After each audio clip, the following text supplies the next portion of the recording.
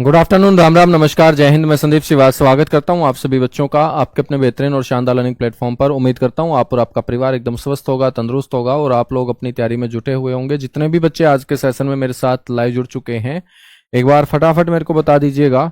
Audio video एकदम perfect है, clear है, ओके है और बच्चों सब कुछ परफेक्ट है, ओके है। तो 12 बजे अपनी जो क्लास होती है हरियाणा जीके की, उसके अंदर हम जिलों को डिस्कस करेंगे। वर्तमान में हरियाणा के अंदर 23 जिले हैं और कल से मैंने आपको पहला जिला करनाल मेरे दोस्त पढ़ाना स्टार्ट किया था। जिला दर्शन करनाल में कुछ बातें हमारी बचती हैं, उनको कंप्लीट करते हुए नए जिले की शुरुआत फिर हम करेंगे, ठीक है। तो सारे के सारे बच्चे हेडिंग डाल लीजिएगा, जिला दर्शन करनाल।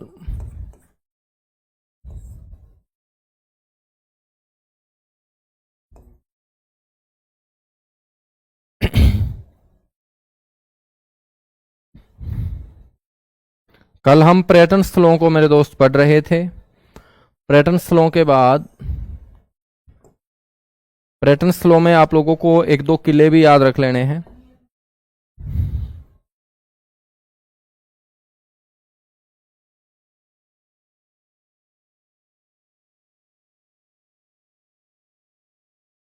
कल जो हम पर्यटन स्थल भाई पढ़ रहे थे, उन पर्यटन स्थलों में एक तो आपको ध्यान रखना है त्रावड़ी का किला,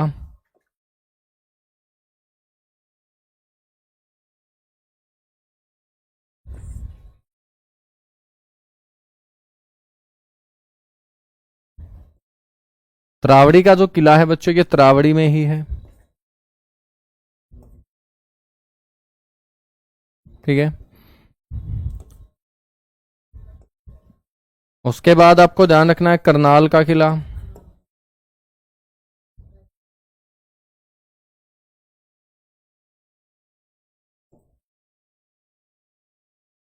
करनाल का किला, करनाल का जो किला है बच्चों, इसका निर्माण करवाया था राजा गजपत सिंह ने।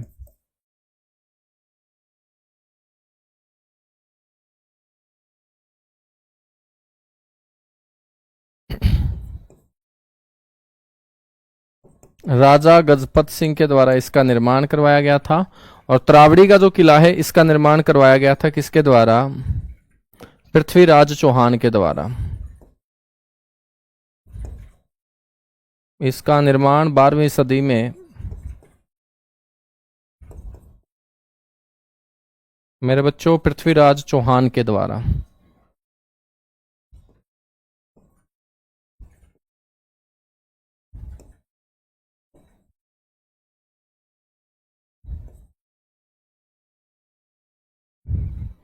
पृथ्वीराज चौहान के द्वारा इसका निर्माण करवाया गया था, ठीक है। पर्यटन स्थलों के बाद यहां पर हम बात करेंगे तपसथली की। मेरे बच्चों कुछ ऋषि ऐसे हुए हैं जिन्होंने करनाल की धरती के ऊपर आके तपस्या करने का काम किया। उन ऋषियों में हम एक तो बात करते हैं महर्षि वेदव्यास जी की। तो आपसे क्वेश्चन ऐसे पूछा जाएगा कि महर्षि वेदव्यास की तपसथली कौन सा स्थान माना जाता है?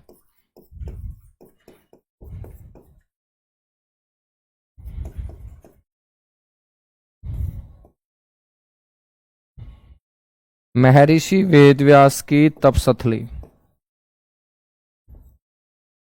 तो मेरे बच्चों महर्षि वेदव्यास की जो तपस्थली होगी, एक सेकंड रुकिएगा भाई।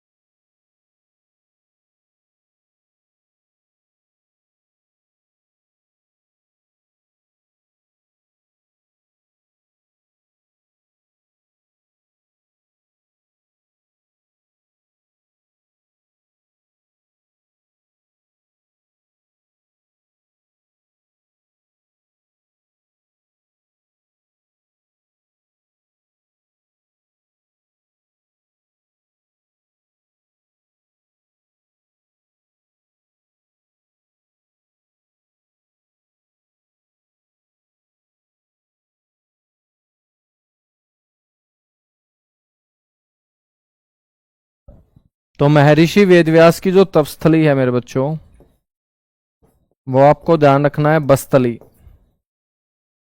ठीक है, बस्तली। आपसे कोई पूछ ले कि पराशर ऋषि की तपस्थली,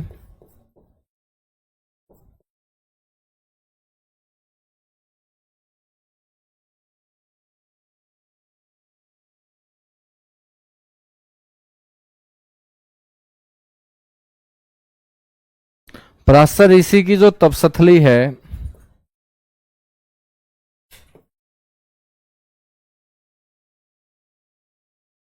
वो आपको ध्यान रखना है बहलोलपुर। ठीक है, और एक ऋषि हैं गौतम ऋषि।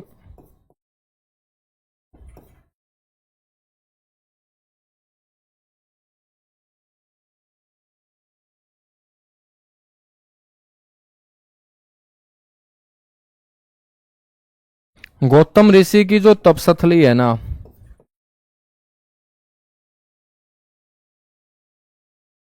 वो है मेरे बच्चों गोंदर गांव। कौन सा गांव?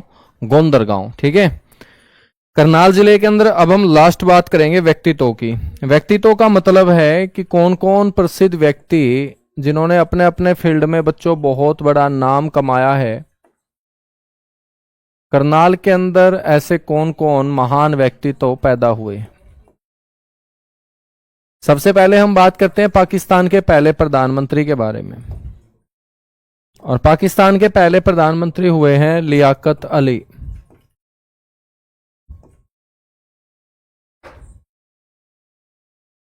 तो लियाकत अली का बच्चों आपसे पूछा जाएगा जन्म कौन से जिले में हुआ? करनाल में।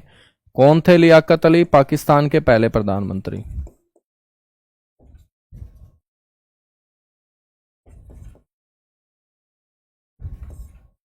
पाकिस्तान के प्रथम प्राइम मिनिस्टर हुए हैं कौन? लियाकत अली। ठीक है, लियाकत अली के बाद हम बात करते हैं कल्पना चावला की। सारे के सारे बच्चे जानते होंगे कल्पना चावला को, नाम आप लोगों ने सुना है, और एक ऐसा नाम जो कभी भी मेरे दोस्त नहीं मिट सकेगा, क्योंकि काम ही ऐसा किया कल्पना चावला ने। कल्पना चावला के बारे में बच्चों जन्म से लेके मृत्यु तक सारी बातों का आपको पता होना चाहिए। इनका जो जन्म है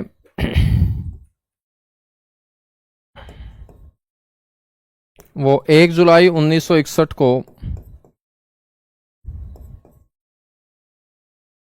करनाल में हुआ था। बच्चों हम बात करें तो इनके जो बचपन का नाम था वो मोंटो था।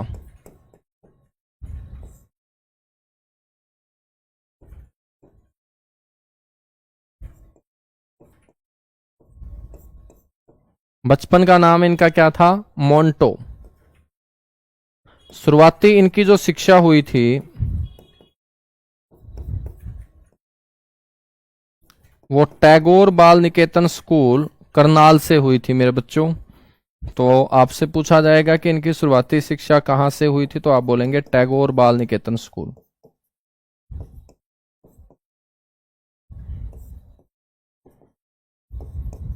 ठीक है, उसके बाद स्पेस इंजीनियरिंग की जो शिक्षा है इन्होंने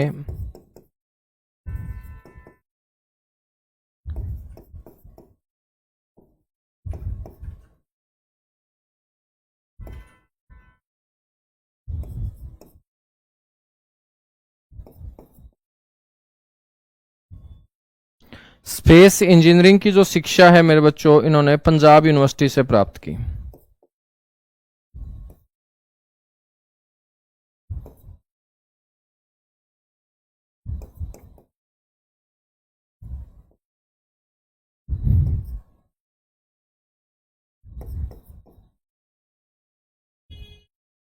पंजाब यूनिवर्सिटी चंडीगढ़ से क्या है? प्राप्त की। स्पेस इंजीनियरिंग की जो शिक्षा है ना वो पंजाब यूनिवर्सिटी चंडीगढ़ से। हम बात करते हैं फिर इनका नासा में चयन हुआ बच्चों, जो दुनिया की सबसे बड़ी स्पेस एजेंसी है, और नासा में इनका चयन हुआ 1994 में, 1994 के अंदर नासा ने मेरे दोस्त इनको पहली बार अंतरिक्ष में भेजा।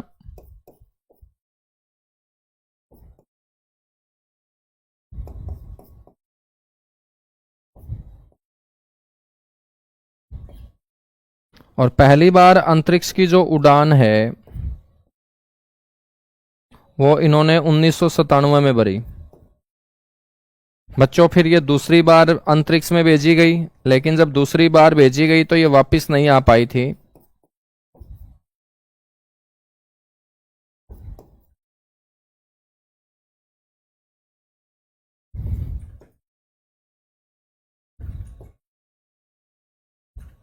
दूसरी बार अंतरिक्ष में उड़ान इन्होंने भरी 2003 के अंदर। ठीक है, तो ये वापस नहीं आ पाई थी। जिस यान में बैठ के ये गई थी उस यान का नाम भी पेपर में पूछा गया। तो यान का नाम है मेरे बच्चों कोलंबिया।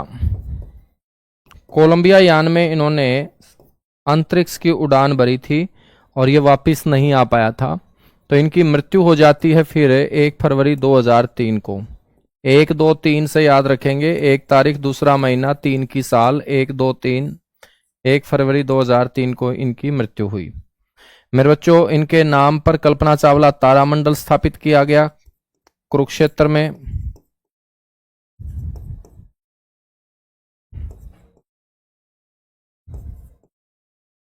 कल्पना चावला तारामंडल कुरुक्षेत्र में मेरे दोस्त इनके नाम पर बनाया गया। इनके नाम पर मेडिकल कॉलेज मैंने आपको पढ़ाया। इन्हीं के नाम पर कल्पना चावला शौर्य पुरस्कार की शुरुआत हरियाणा सरकार ने 2010 में करने का काम किया। तो कल्पना चावला शौर्य पुरस्कार जो अंतर्राष्ट्रीय महिला दिवस के दिन दिया जाता है, जोखिम भरे काम करने वाली हरियाणवी महिलाओं को। इसकी शुरुआत भूपेंद्र सिंह हुड्डा जब हरियाणा के मुख्यमंत्री थे 2010 में मेरे दोस्त कर दी गई थी। ठीक है, तो ये कल्पना चावला के बारे में आप लोगों को ध्यान रखना है। इसके बाद हम बात करते हैं तीसरी जो शख्सियत है वो है अजमेर चोपड़ा।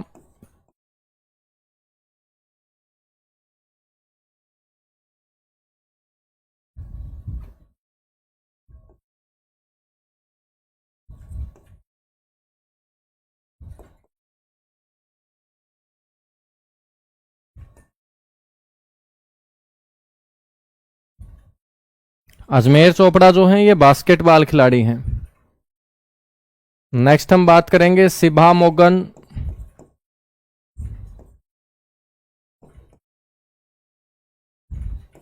ये भी बच्चों पूर्व बास्केटबॉल महिला खिलाड़ी हैं। पूर्व बास्केटबॉल महिला खिलाड़ी व मैच रेफरी।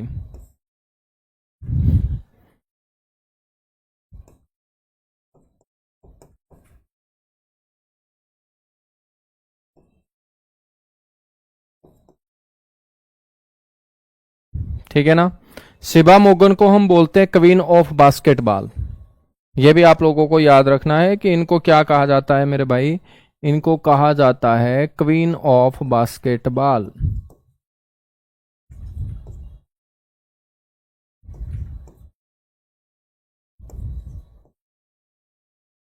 इनको क्वीन ऑफ बास्केटबॉल के नाम से जाना जाता है, बास्केटबॉल की रानी सिभा मोगन।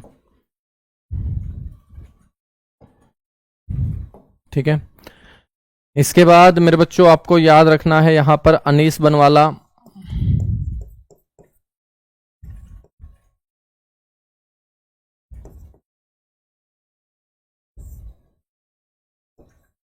शूटिंग प्लेयर हैं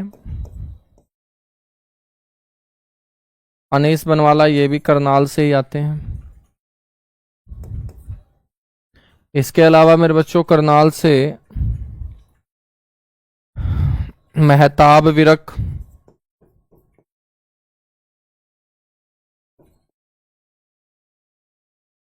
और विक्रमजीत विरक।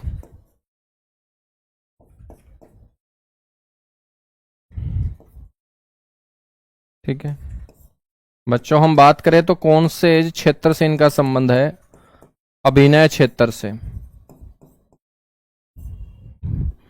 इसके बाद आपको ध्यान रखना है कौटिल्य पंडित।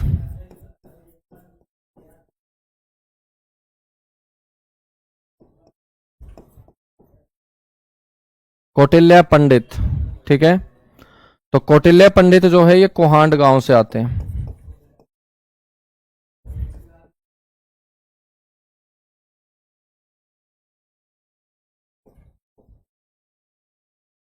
बच्चों कौटिल्य पंडित जो हैं, आप लोगों ने सुना होगा कि छोटी सी उम्र में बहुत जबरदस्त इनकी मेमोरी है, इसीलिए इनको उस समय नाम मिला था गूगल बॉय ऑफ हरियाणा का।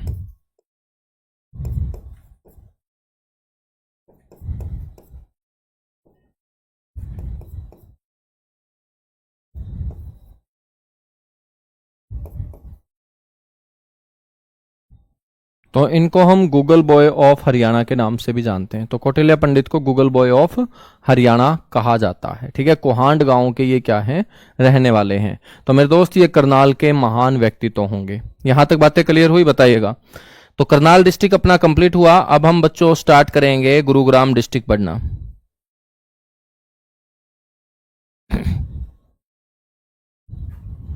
ठीक है,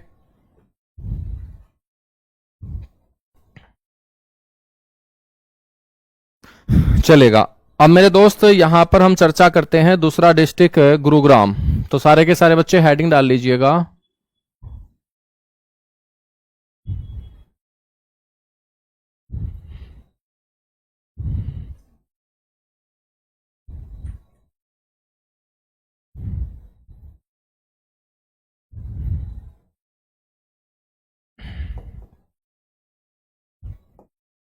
जिला दर्शन गुरुग्राम।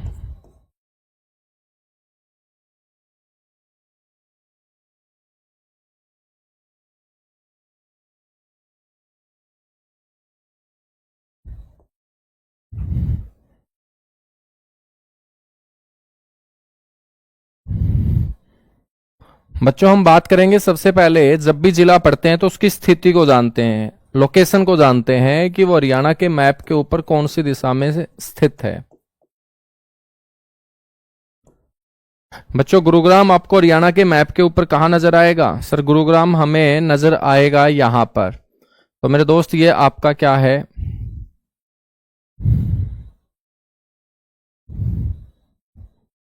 ये आपका क्या है बच्चों, गुरुग्राम है। ठीक है, तो गुरुग्राम यदि ये है तो गुरुग्राम के साथ लगते जिले कौन से होंगे?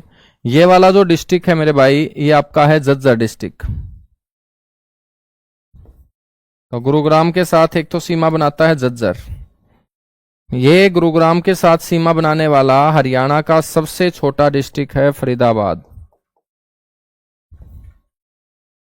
ठीक है, एक गुरुग्राम के साथ सीमा बनाता है मेरे दोस्त, ये जो गुरुग्राम से दक्षिण दिशा में स्थित है, नाम है इसका नू। एक गुरुग्राम के साथ सीमा बनाता है ये, जिसका नाम है रेवाड़ी। तो ये चार डिस्ट्रिक्ट आपके गुरुग्राम के साथ क्या बनाते हैं, सीमा बनाते हैं। तो स्थिति यदि हमें देखनी है तो हरियाणा के सेंटर में आके देखना होता है, और हरियाणा के सेंटर में खड़े होके गुरुग्राम को आप देखोगे मेरे बच्चों, तो वो आपको नजर आएगा साउथ ईस्ट के अंदर, हरियाणा के दक्षिण पूर्व में। ठीक है, स्थिति के बाद हम बात कर लेते हैं यहां पर एरिया की, क्षेत्रफल की।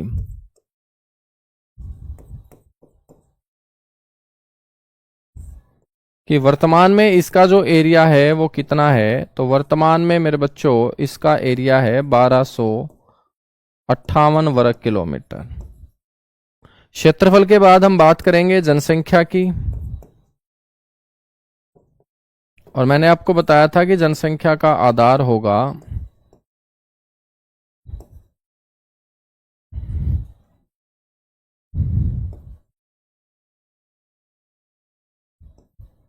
दो 2011 की जनगणना। ठीक है, 2011 की जनगणना के आधार पे हम बात करेंगे।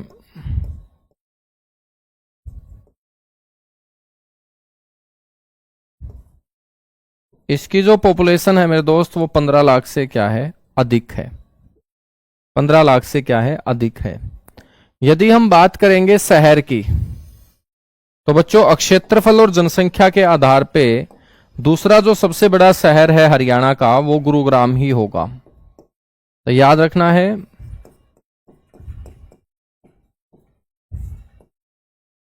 क्षेत्रफल व जनसंख्या के आधार पर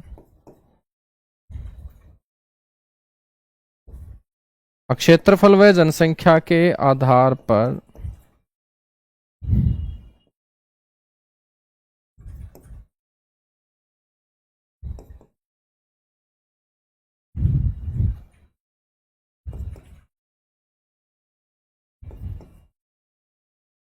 दूसरा सबसे बड़ा जो शहर है बच्चों वो कौन सा है? गुरुग्राम। जिले का मैं यहां जिक्र नहीं कर रहा, शहर का जिक्र कर रहा हूं, ठीक है। जनसंख्या के बाद मेरे बच्चों आपसे कोई पूछ ले कि भाई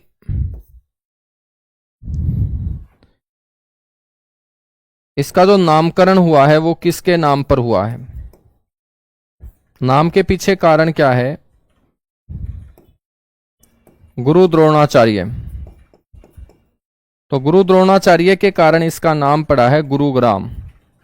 क्योंकि मेरे दोस्त कौरवों और पांडवों ने शिक्षा पूरी करने के बाद जो पांडवों में सबसे बड़े थे युधिष्ठिर ने ये गांव गुरु दक्षिणा के रूप में द्रोणाचार्य को दे दिया था।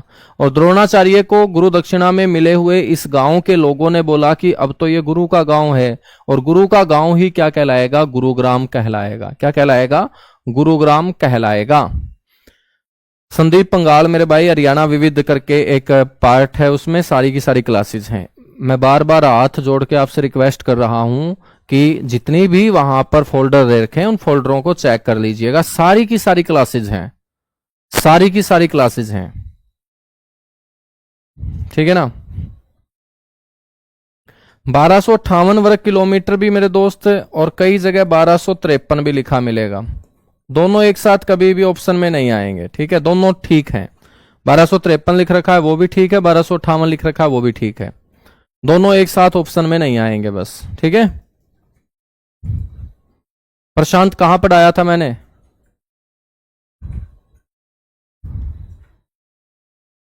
जनित कुमार भाई तू ही आजा, तू ही पढ़ा ले फिर।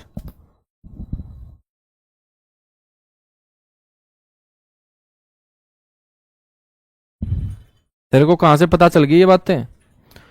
तो नामकरण याद रखेंगे। नामकरण के बाद हाँ, तो 6 महीने नहीं लगेंगे या 1 साल नहीं लगेगा आपके पेपर में, 2 से ढाई महीने में पेपर हो जाएगा। तो 2 से ढाई महीने को टारगेट करके ही हम आपके लिए बैच लेके आए हैं, और 2 से ढाई महीने में ही अपने को सिलेबस कवर करना है। और 2 से ढाई महीने में ही हरियाणा पुलिस का बच्चों रिटर्न एग्जाम भी हो जाएगा, तुम्हारी नौकरी भी लग जाएगी। तो उस तरीके से पढ़ना है ना।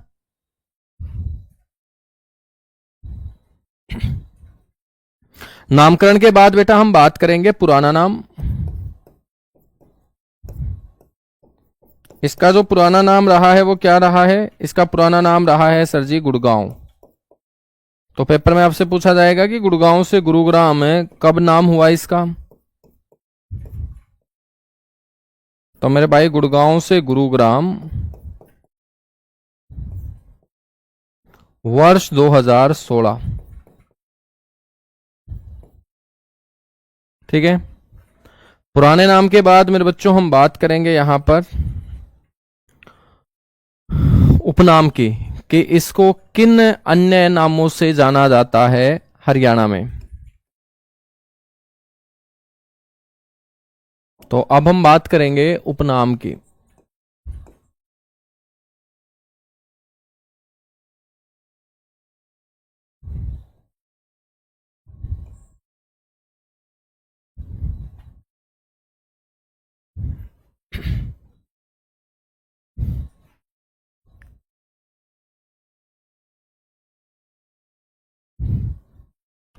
बच्चों उपनाम में सबसे पहले ध्यान रखिएगा, एक तो इसे बोलते हैं हरियाणा की मिलेनियम सिटी।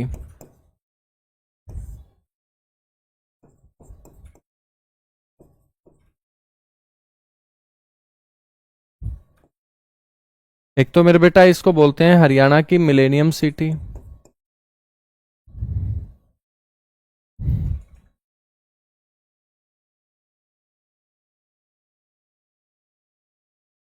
एक इसको बोलते हैं मेडी सिटी, ठीक है, मिलेनियम सिटी, मेडी सिटी। इसके अलावा मेरे दोस्त इसको बोलते हैं एंटरटेनमेंट सिटी, मनोरंजन सिटी इसे बोलते हैं। इसे कहा जाता है सोलर सिटी।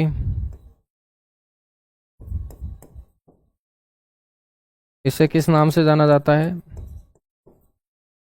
सोलर सिटी के नाम से जाना जाता है। एक इसे कहा जाता है साइबर सिटी।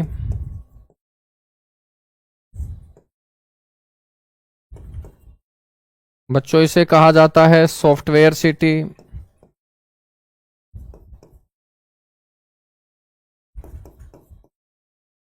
इसे कहा जाता है आईटी सेक्टर का हब।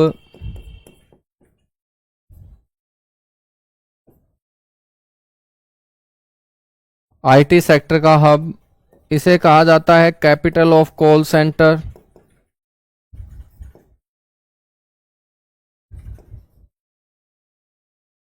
इसे कहा जाता है सिलिकॉन वैली।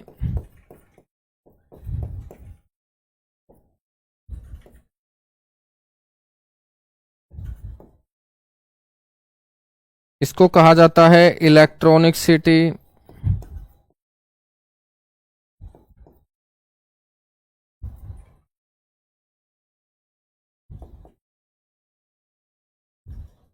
Electronic city. मेरे बच्चों इसे कहा जाता है द्रोण नगरी।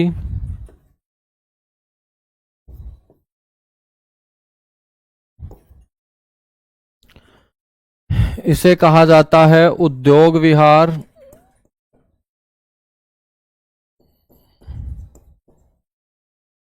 ठीक है, तो ये सारे के सारे मेरे बच्चों इसके क्या हैं, उपनाम हैं। ठीक है ना।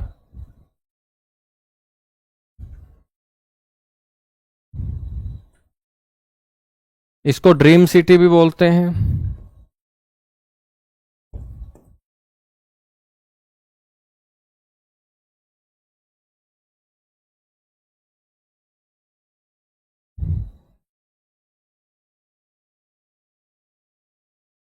मेरे दोस्त स्वप्न नगरी के नाम से भी इसे जाना जाता है। ड्रीम सिटी या स्वप्न नगरी भी इसे हम बोल देते हैं। ठीक है ना, समझ में आई बात। ठीक है मेरे बच्चों, अब हम बात करेंगे कि यहां पर कौन कौन से प्रसिद्ध उद्योग स्थित हैं। तो प्रसिद्ध उद्योग भी आप लोगों को पता होने चाहिए कि भाई कौन कौन से प्रसिद्ध उद्योग यहां स्थित हैं।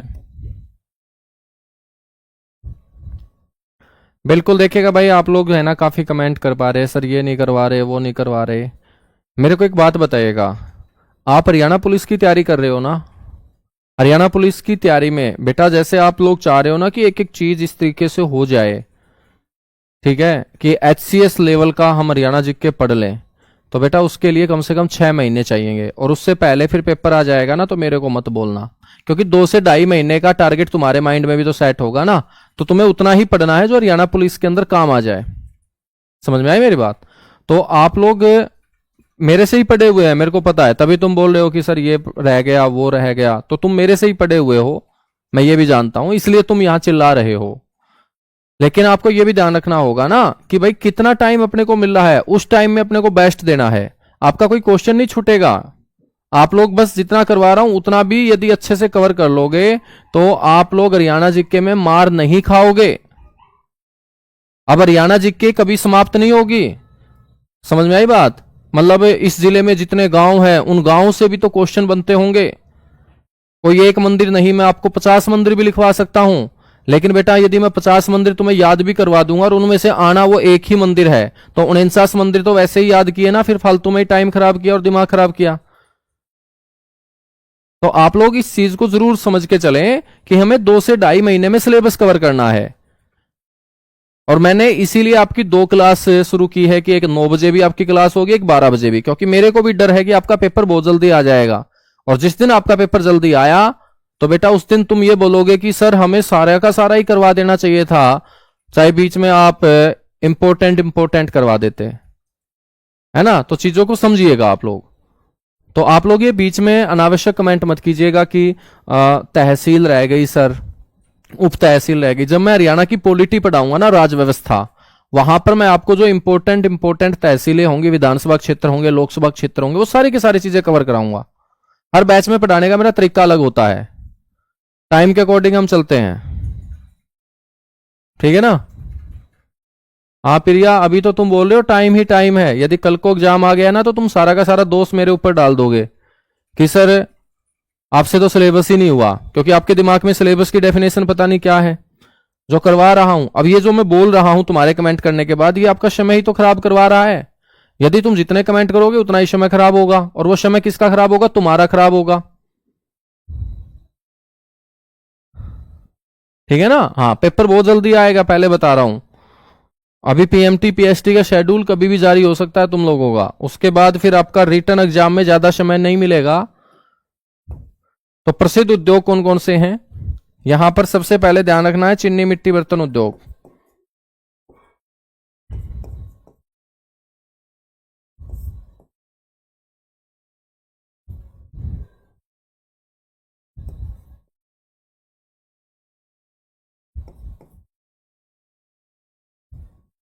चीनी मिट्टी बर्तन उद्योग यहां पर ध्यान रखिएगा बच्चों। इसके अलावा सॉफ्टवेयर उद्योग,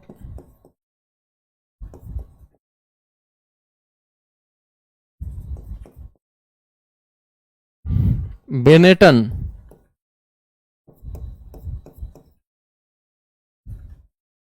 बेनेटन मेरे दोस्त इटली की कंपनी है।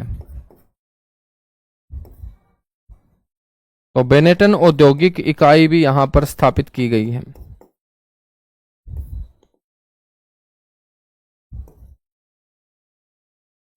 बेनेटन औद्योगिक इकाई। इसके अलावा मेरे बच्चों यहां पर सबसे बड़े उद्योगों में MTSPL है, Maruti technical services private limited, MTSPL। MTSPL की जो स्थापना है ना वो 1970 में हुई थी।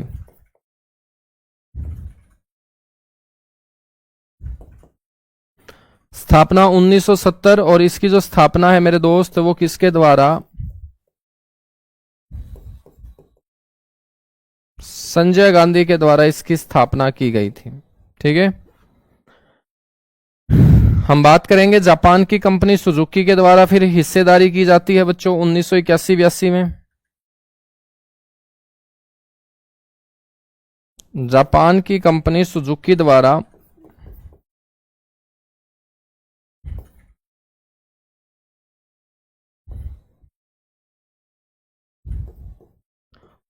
1981-82 में हिस्सेदारी।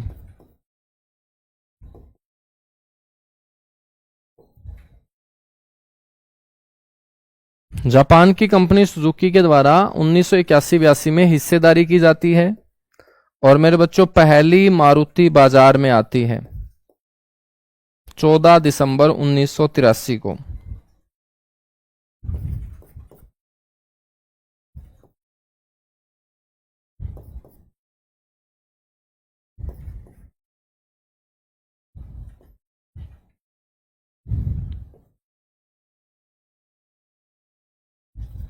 तो 14 दिसंबर 1983 को मेरे दोस्त पहली मारुति जो है बाजार में आती है। ठीक है। फिर बच्चों मारुति को विदेशों में भेजा जाता है, और आपसे पूछ ले कि सबसे पहले कौन से देश में मारुति गाड़ियों का निर्यात किया गया था?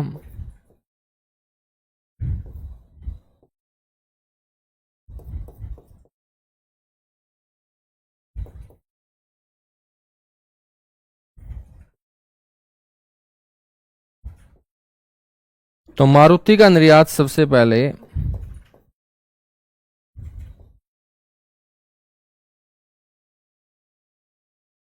हंगरी देश। कौन सा देश? हंगरी देश।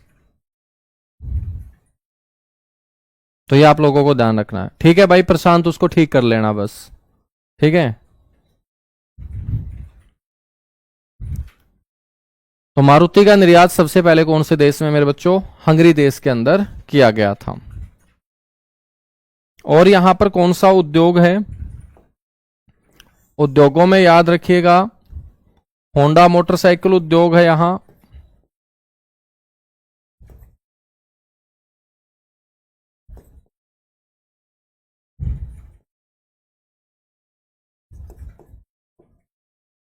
ठीक है। इसके अलावा बच्चों औषधि उद्योग है।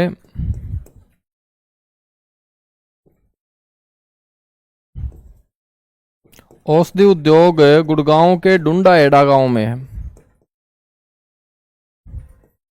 ठीक है, डुंडा हेडा गांव के अंदर औषधि उद्योग फेमस है।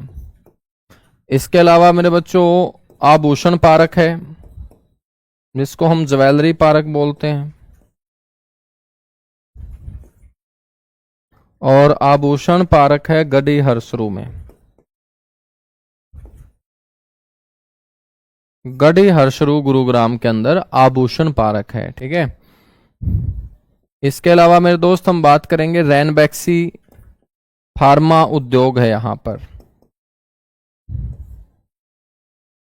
रैनबैक्सी नाम की कंपनियां जो बहुत सारी दवाइयां बनाती है मेडिकल सेक्टर के अंदर, फार्मा सेक्टर के अंदर, तो मेरे दोस्त यहां रैनबैक्सी फार्मा उद्योग भी क्या है, स्थित है।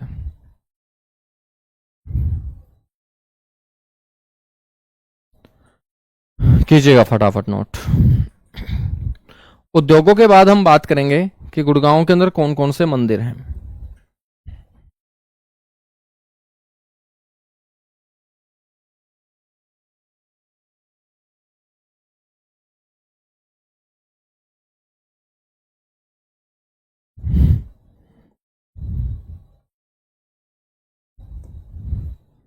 प्रसिद्ध मंदिर, बच्चों हम बात करेंगे प्रसिद्ध मंदिरों में, तो सबसे पहला मंदिर सबसे फेमस है माता शीतला देवी मंदिर।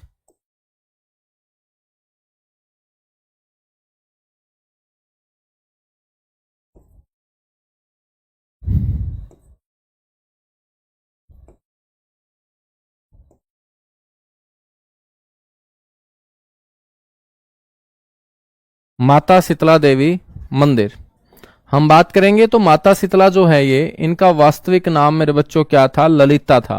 तो इनको हम कई नामों से पुकारते हैं माता शीतला को।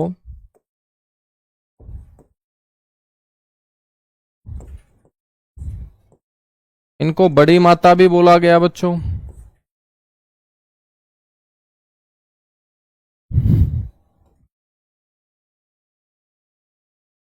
इनको ललिता भी बोला गया,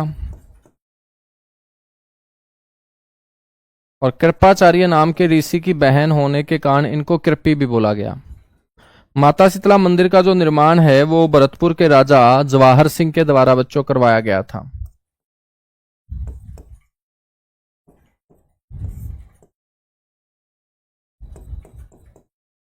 तो याद रखना है, भरतपुर के राजा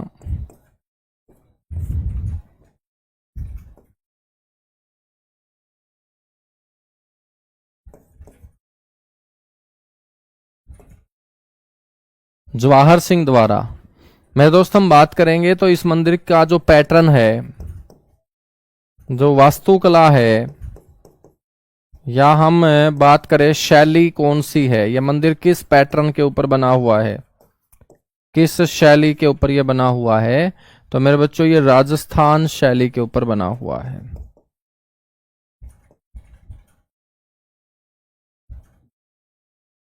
राजस्थान शैली के ऊपर ये क्या है, बना हुआ है, ठीक है ना।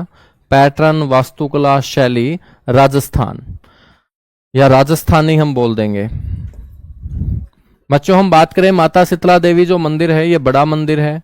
बड़ा मंदिर है तो मेरे दोस्त इस मंदिर के नाम पर राज्य सरकार ने एक बोर्ड भी बना रखा है। उस बोर्ड को हम बोलते हैं शीतला श्राइन बोर्ड। और आपसे कोई पूछ ले कि शीतला श्राइन बोर्ड का गठन कब हुआ था, तो आपको बोलना है 1991 में। मेरे बच्चों ये जो श्राइन बोर्ड है ना, इसके जो अध्यक्ष होंगे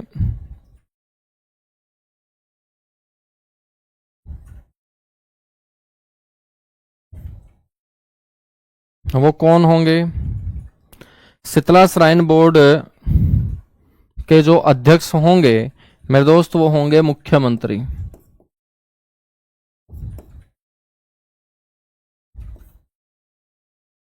मुख्यमंत्री, ठीक है। इसके बाद मेरे दोस्त आपको ध्यान रखना है अगला मंदिर, दूसरे नंबर पे बुद्धो माता का मंदिर।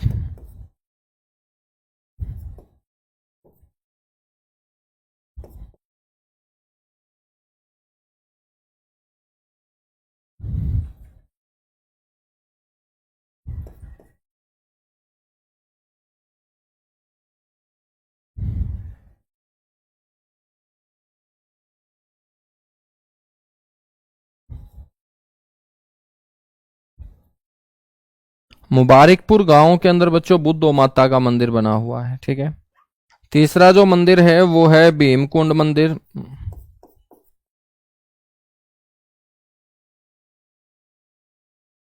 मेरे बच्चों भीमकुंड मंदिर जो है ये भी गुरुग्राम के अंदर है और ये भगवान शिव को समर्पित है। तो याद रखना है भीमकुंड मंदिर किसको समर्पित है मेरे बच्चों? सर भगवान शिव को समर्पित है।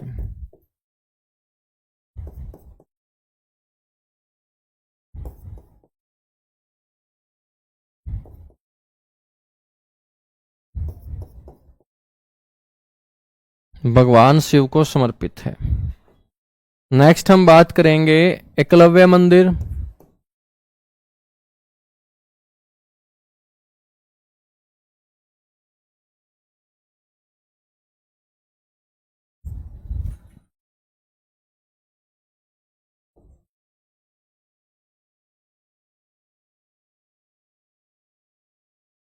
खांडसा गांव गुरुग्राम।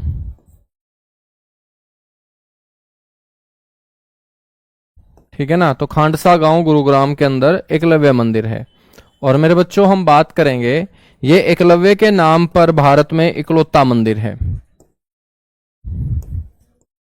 एकलव्य के नाम पे हम स्टेडियम तो पढ़ते हैं लेकिन मंदिर नहीं पढ़ते हैं ना। स्टेडियम तो जींद में हमने पढ़ा। तो एकलव्य के नाम पर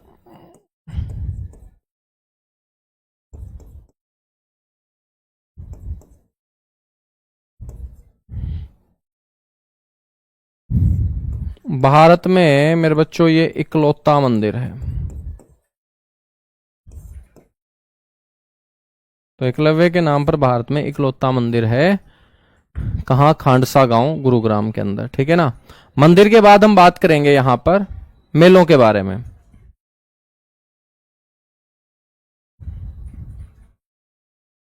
हम बात करेंगे प्रसिद्ध मेलों की।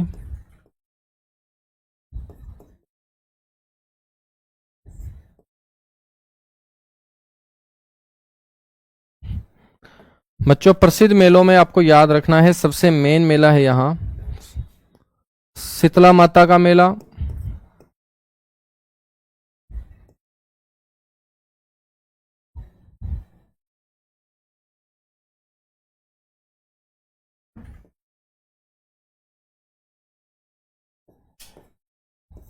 माता शीतला का जो मेला है मेरे बच्चों वो गुरुग्राम में ही आयोजित होता है।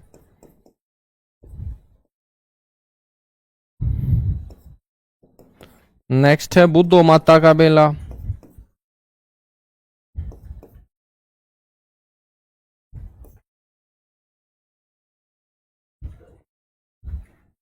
बुद्ध माता का मेला है मुबारकपुर।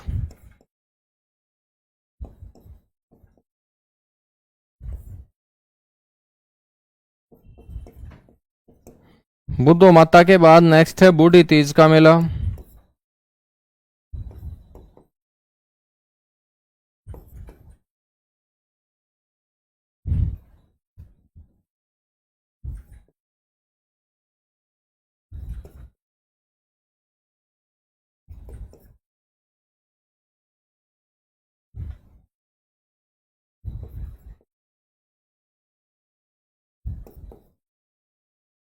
आलदुर्का गांव के अंदर। ठीक है।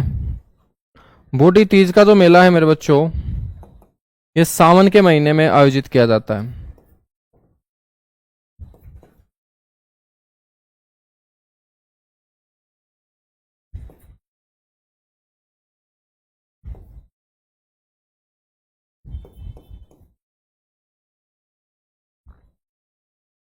बूढ़ी तीज के बाद आपको ध्यान रखना है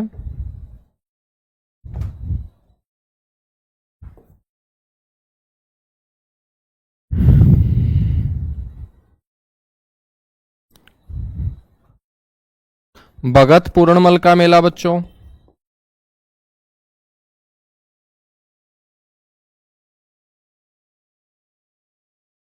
भगत पूर्णमल का मेला कासन गांव के अंदर लगता है।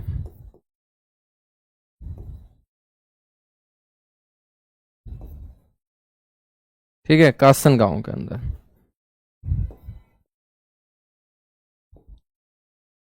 महादेव का मेला।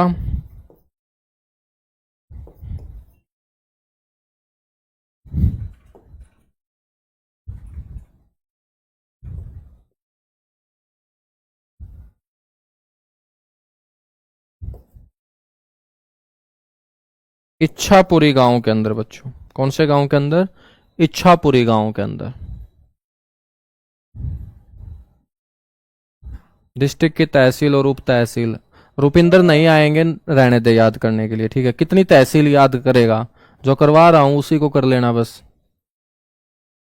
गांव भी लिखवा दूं सारे के सारे हरियाणा के, और गांव में रहने वाले जितने भी ताऊ हैं, चाचे हैं, दादा हैं, काका हैं, वो सारे के सारे लिखवा दूं? क्या हो जाएगा लिखने से?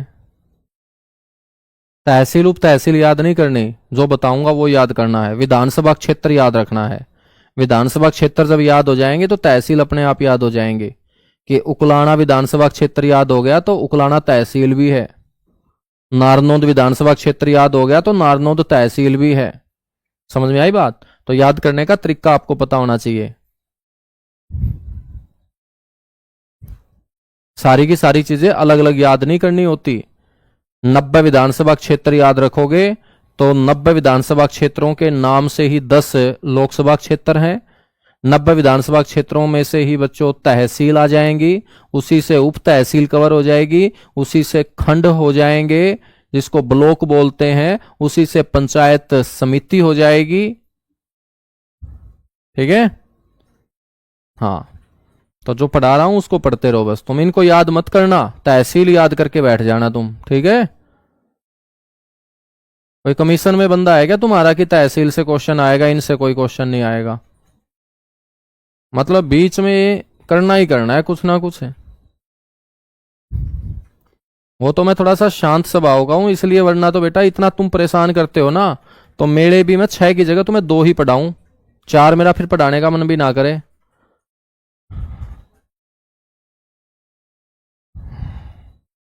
लेकिन बस मेरी वो है कि आदत है।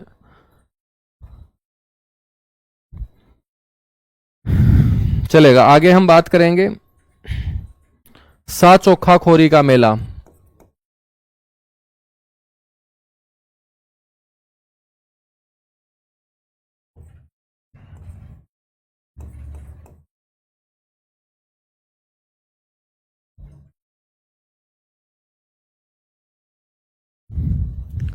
सा चोखा खोरी का मेला ये कहां लगेगा? खोरी गांव के अंदर।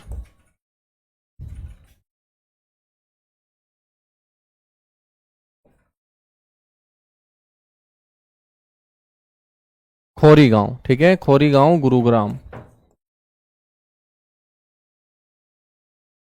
तो सा चोखा खोरी का मेला कहां लगेगा? खोरी गांव के अंदर।